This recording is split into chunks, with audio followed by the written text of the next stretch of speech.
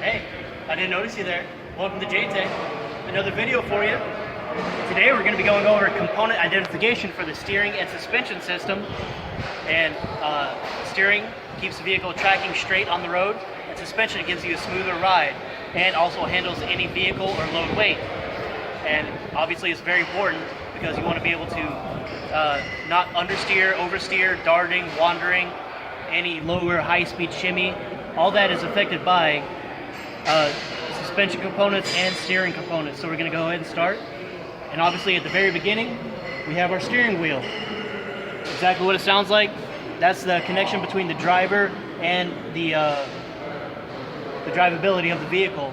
Steering wheel, directional levers, and the other additional components. And it goes through the firewall down to here in the engine bay. And once again, we start up there and we have a steering shaft.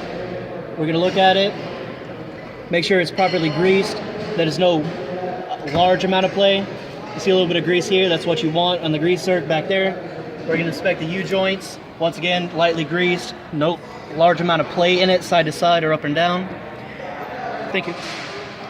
So go up a steering column to this U-joint, which is called the steering knuckle, and all that does is transmit the input from the driver on the steering wheel down to the steering gearbox, which is power steering assisted hydraulic system, and it has a worm gear inside which transmits that rotational movement to our pitman arm, this component right here, which transmits our rotational movement from the gearbox into a back and forth to a lateral motion.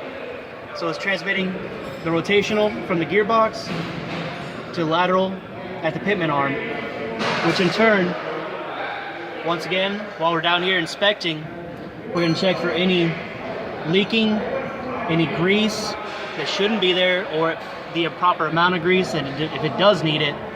And we're going to go down, making sure there's nothing rusty, cracked, broken, to our Ackerman arm or drag link.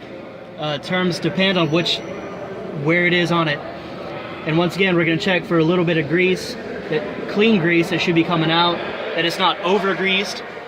And once again, we're checking for rust, any contamination, broken, bent. And this is very important to inspect because the angle of this and the length of our drag link affects our turning radius. And once again, going on to different components, our drag link to our steering arm, which connects our drag link to basically the tire itself. And right there, you have the dust cap and the grease zerk, and basically exactly what it sounds like. It keeps the dust out, keeps grease in. And below that is our kingpin, which is the connection between the axle and the tire. Same thing as before. We're checking to make sure that there is clean grease, it's not over greased or under greased. This is slightly a little bit too much, so we'd clean that off and make sure we have not too much in there. And down here we have a lower bushing and another grease zerk at the bottom of all this. As you see here, right there is our axle, and our kingpin runs directly through all of this, connecting the axle and tire. And we have a bushing at the bottom, which concerns the up and down motion of the kingpin. And then we're going to go ahead and move on to our axle itself. And exactly what it sounds like, it supports the vehicle's weights and transmits the weight to the tires and suspension system. Our next component for suspension would be our leaf springs. And once again, all that does is helps keep the tires connected with the road for drivability and safety. Our leaf springs are connected to our axle through U-bolts and shims. And the component coming back here, the leaf springs take the heavy bounce of any bumps or anything. But right here we also have a shock, and that smooths out any transitions as far as up and down. And once again, we're going to inspect it, make sure the bushings at the top and bottom are not worn or loose. Any leaking, we're going to correct those as we see it. And get out of there. And we're gonna come back down here. We're just gonna make a loop of the vehicle. And once again, whenever you do anything, you wanna make sure our tires are good because those are where the vehicle connects to the road, so go inspect those.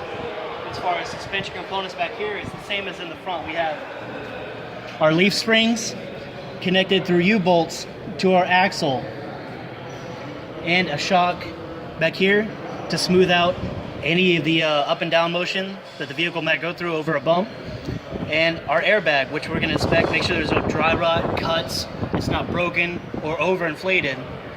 Now that's not really a true suspension component, depending on the type of suspension you have. All that is for the ride height of the vehicle, to handle load, and for driver comfort. Doing the same thing on our rear axle. It has leaf springs, U-bolts, any shims to keep the axle square, our gas shock, which we're going to check for leaking, bushings, airbags, and it continues all the way over, same thing. And those are the basic parts of our steering and suspension components. Keeping the frame connected to the tires safely and the vehicle all together going down the road in a straight line. Once again, come over here to the passenger side of the front steer axle, and it is also almost a mirror of our driver's side, missing the steering column, gearbox, and drag link. It's the axle coming up, connected to the tire through the kingpin. You also have leaf springs and U-bolts, gas shocks. And one thing I didn't mention on the other side, which is obviously very important, is our cross tube, which connects the driver's side tire to the passenger front tire. And it has to be proper measurement. That's what controls your toe in and toe out, which is help keeps the vehicle in a straight line. And all it does is connects to the back of the driver tire, and as the wheel turns, it transmits that motion through the cross tube, either pushing or pulling to this tire, which keeps it tracking straight. And I know that was a kind of a fast overview of our components, but I hope you enjoyed it, and I hope you have a good day.